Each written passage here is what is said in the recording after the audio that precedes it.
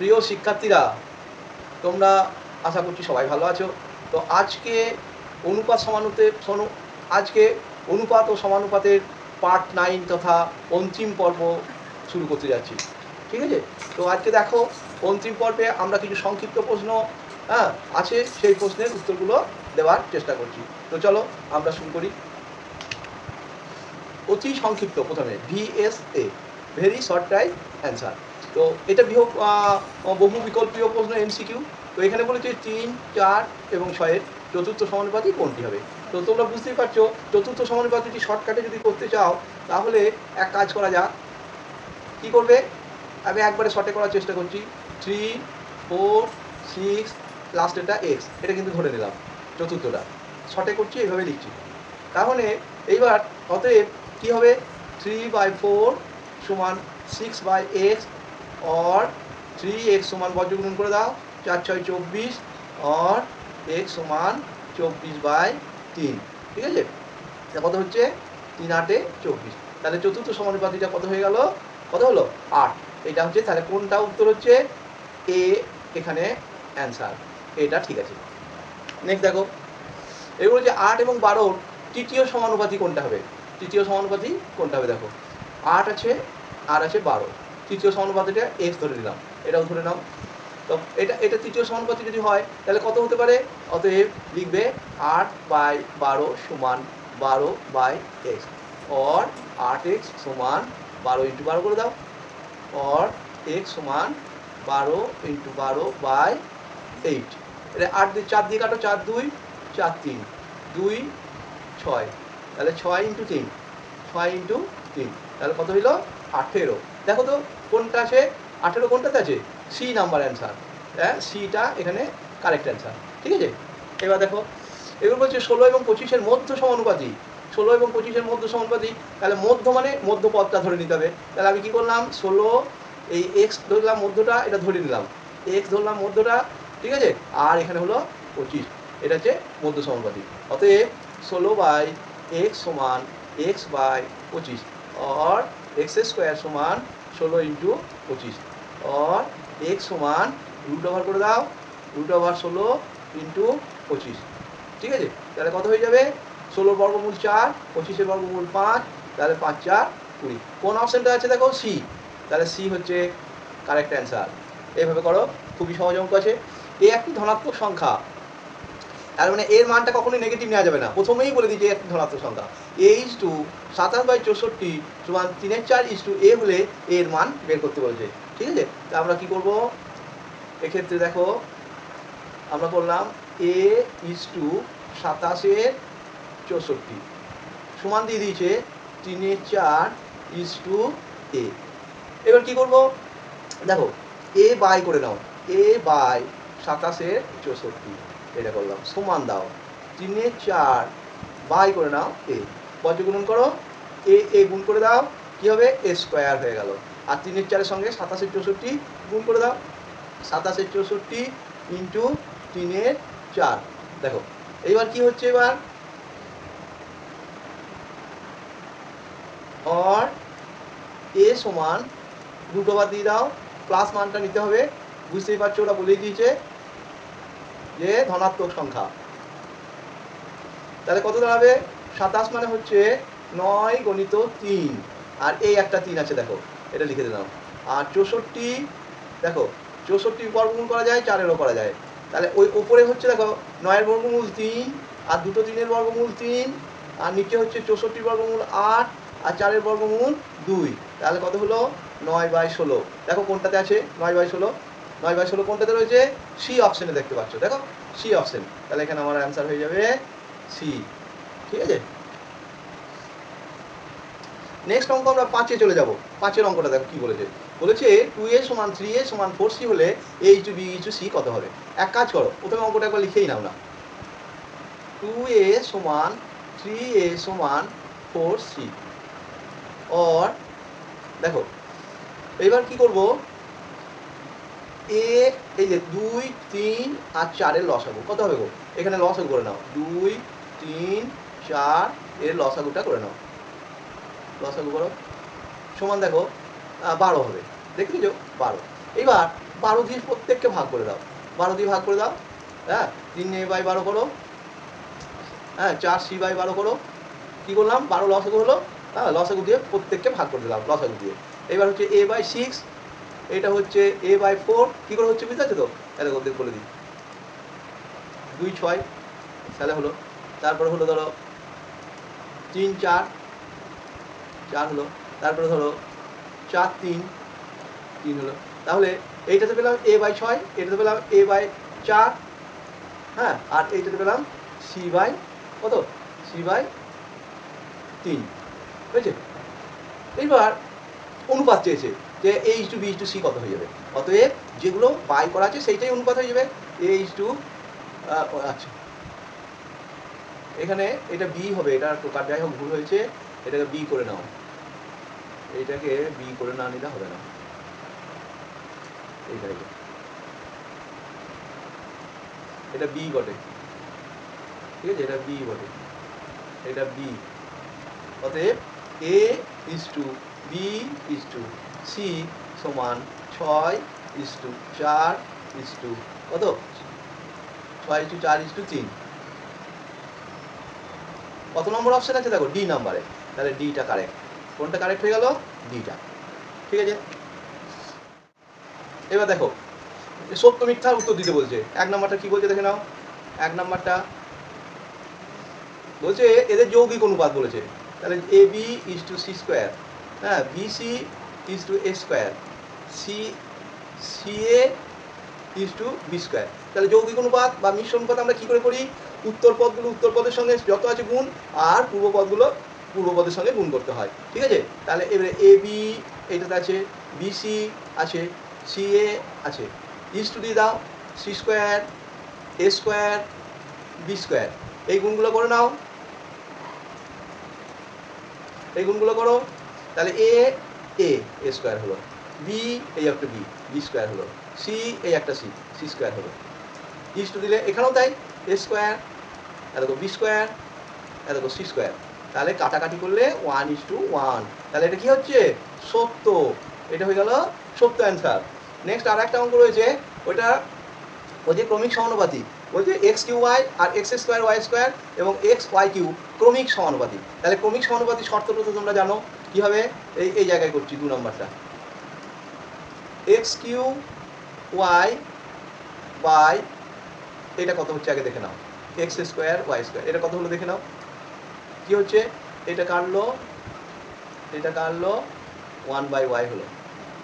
ABC ক্রমিক সমানুপাতি হলে কি হয়, a/b = b/c = c/a হয়। তাহলে এবার এটা বাই এটা করলাম, আবার একবার করো, x²y² বাই xy³ করো, এইটার সঙ্গে কাটলো, হ্যাঁ তো স্কোয়ারটা কিউবের সঙ্গে কেটে গেল, 1/y হলো। আর একটা করে নাও, a/b b/c c/a, এটা করো বা c/a, এটা xy³ বাই x³y, আবার কাটাকাটি করো, xy না x c/a xy³ x³y কাটো, এটা কিন্তু স্কোয়ার হয়ে গেল। আর কি হলো, আর হলো x এর সঙ্গে এটা যদি কাটো স্কোয়ার হয়ে গেল, তাহলে আসছে না, কি হয়ে গেল, তাহলে এটা হয়ে গেল y² বাই x²। তাহলে ক্রমিক সমানুপাতি হলো না। ক্রমিক সমানুপাতি শর্তটা কি ছিল, তাহলে এটা ক্রমিক সমানুপাতি হচ্ছে না, এটা মিথ্যা। তাহলে এই অঙ্কটার বেলায় লিখবে মিথ্যা, কারণ আমাদের ক্রমিক সমানুপাতি শর্তটাই হলো, দেখো কিভাবে দেখাতে হয়, দেখো a/b করলাম এলো 1/y, b/c করলাম এলো 1/y, c/a যখন করছি তখন কিন্তু y² বাই x² এলো। অতএব ক্রমিক এটা মিথ্যা হয়ে গেল, এটা কি হয়ে গেল, মিথ্যা হলো, ঠিক আছে। নেক্সট দেখো, 3টি ক্রমিক সমানুপাতি ধনাত্মক সংখ্যার গুণফল 64, প্রথম ও তৃতীয়টির মধ্য সমানুপাতি। দেখো 3টি ক্রমিক সমানুপাতির ধনাত্মক সংখ্যার গুণফল, 3টি ক্রমিক সমানুপাতি ধনাত্মক সংখ্যার গুণফল 64 হলে প্রথম ও তৃতীয়র মধ্য সমানুপাতি বার করতে বলছে। শূন্যস্থান 1 নম্বর, সি এর 2 নম্বরটা কি হচ্ছে, a/2 সমান b/5 সমান c/8, এইটা দেওয়া আছে। তার মানে কি, তার মানে হচ্ছে দেখো এই ক্ষেত্রে a/2 সমান b/5 সমান c/8। ঠিক আছে, এইবারে এগুলোকে যদি আমি পার্সেন্টেজ করতে চাই তাহলে এক কাজ করা যাক, 100 দিয়ে গুণ করে দাও প্রত্যেকটিকে 100 দিয়ে গুণ করো, সমান b/, এটা 5 আছে, আবার সিটাকেও 100 দিয়ে গুণ করো, প্রত্যেকটিকে 100 দিয়ে গুণ করবো /8।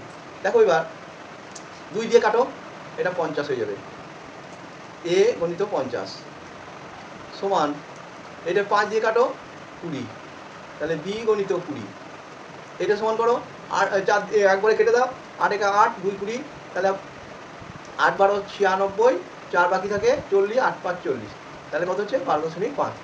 এটা হচ্ছে সি গণিত 12.5 এটা হলো। তো এবার পার্সেন্টেজ যদি করতে চাই প্রত্যেকে 100 দিয়ে গুণ করে নিলাম, এবার 100 দিয়ে ভাগ করে দাও, 100 দিয়ে ভাগ করে দাও, এটাকেও 100 দিয়ে ভাগ করে দাও, এটাকেও 100 দিয়ে ভাগ করে দাও, তার মানে পার্সেন্টেজগুলো আমাদের বেরিয়ে গেল।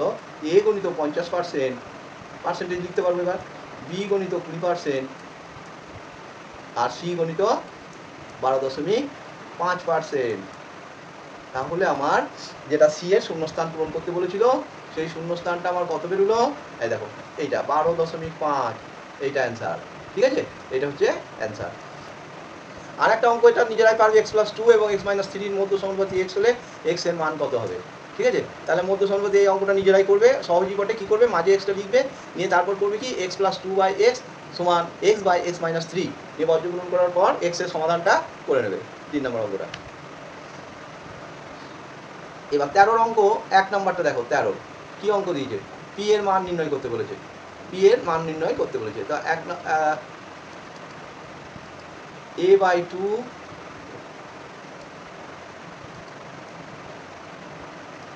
কি আছে, a/2 সমান b/3 সমান c/4 সমান কি আছে 2a - 3b + 4c / p, এই মানটা বার করতে বলেছে। তো আমরা প্রথমে কি করব, প্রথমে আমরা কে ধরে নিই, তাহলে অঙ্কটা সুবিধা হয়ে যাবে। এটা আমরা যদি কে ধরে নিই তাহলে সুবিধা হয়ে যাবে, b/3 সমান c/4 সমান, এটা কে ধরলাম। ঠিক আছে, এটা কে ধরলাম, গোটাটাকেই কে ধরলেও হবে, এটা গোটাটাই কে ধরো, কোনো অসুবিধা নাই, এটা কে ধরলে।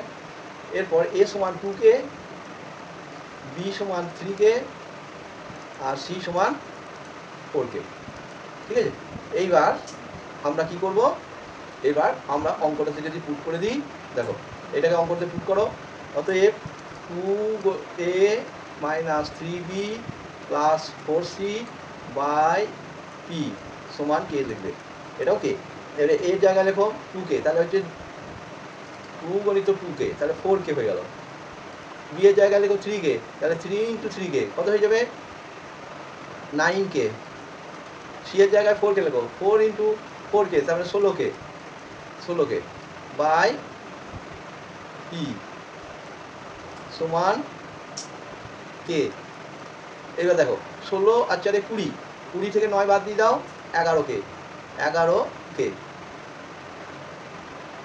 তাহলে 11k/p সমান k। और k কে যদি কেটে দাও p সমান কত বেরোবে, p সমান বেরোবে 11, p সমান হবে 11। কি করে হলো, এই কেটা কেটে গেল, এখানে 1 হলো, তাহলে p সমান 11, এইটা অ্যান্সার হবে। এরপর অঙ্ক দিয়েছে x 12 y 27 ক্রমিক সমানুপাতি হলে x ও y এর ধনাত্মক মান নির্ণয় করি। এটা কিভাবে করবে, ক্রমিক সমানুপাতির যে শর্ত, ক্রমিক সমানুপাতির যে শর্ত সেই হিসেবে তোমরা এটাকে করতে পারবে, এটা তোমরা বাড়িতেই করে নেবে। কি লিখবে, x/12 সমান 12/y সমান y/27, এইভাবে করে যাবে। ঠিক আছে, a = b সমান 3:4, আর একটা কি আছে, আর একটা আছে x/y সমান 5:7। এইবার এর মান নির্ণয় করতে বলেছে। তো আমরা কি করব, প্রথমে অশূন্য আনুপাতিক ধ্রুবক বার করে নেব। কি করে বার করতে হয়, a এটার অর্থ a/3 সমান b/4, এটা ঠিক আছে। আর এটার অর্থ কি হবে, x/5 সমান y/7। এটাকে অশূন্য ধ্রুবক ধরবো k1 আর এটাকে k2 ধরে নেবো। a/3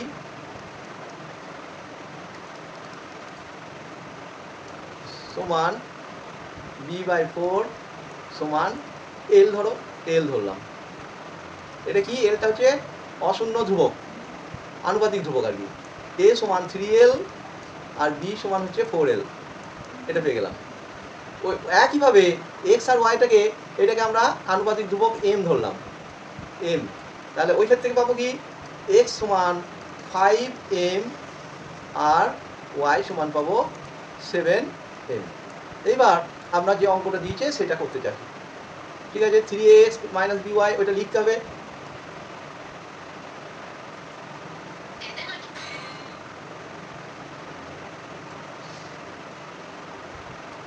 তাহলে অঙ্কটা দেখো কি আছে, 3ax - by ভাজিত করে দিলাম, ইস্টু আছে ভাজিত করলাম, 4by - 7ax। এরপর মান বসাও। কার কার মান বসবে? a, b R x R y, এই মানগুলো বসবে। কার কার বসবে? a বসবে, b বসবে, x বসবে, y বসবে। তাই এখানে বসিয়ে দাও একবারে। এর জায়গায় 3l বসাও, 3l, এর জায়গায় 3l, x এর জায়গায় 5m, b এর জায়গায় 4l, y এর জায়গায় 7m, বাই b এর জায়গায় বসাও 4l, y এর জায়গায় বসাও 7m, মাইনাস 7 × a এর জায়গায় বসাও 3l, আর কি আছে? x এর জায়গায় বসাতে হবে 5m। ক্যালকুলেশন করো, দেখো 3 × 9, 9 × 5 45 lm, এখানটা হলো 45 lm, আর এটা হচ্ছে 4 × 7 = 28 lm। তাহলে এখানটা লিখে দাও সমান, এটা 3 × 9 = 45 lm মাইনাস 28 lm। নিচে কত আসবে? নিচে আসবে দেখো 4 × 4 = 16, 16, 16 7 16, 7 × 6 = 42, 112 lm মাইনাস 7 × 3 = 21, 5 × 21, 105 lm। তাহলে এটা 45, এটা 17 হচ্ছে 17 lm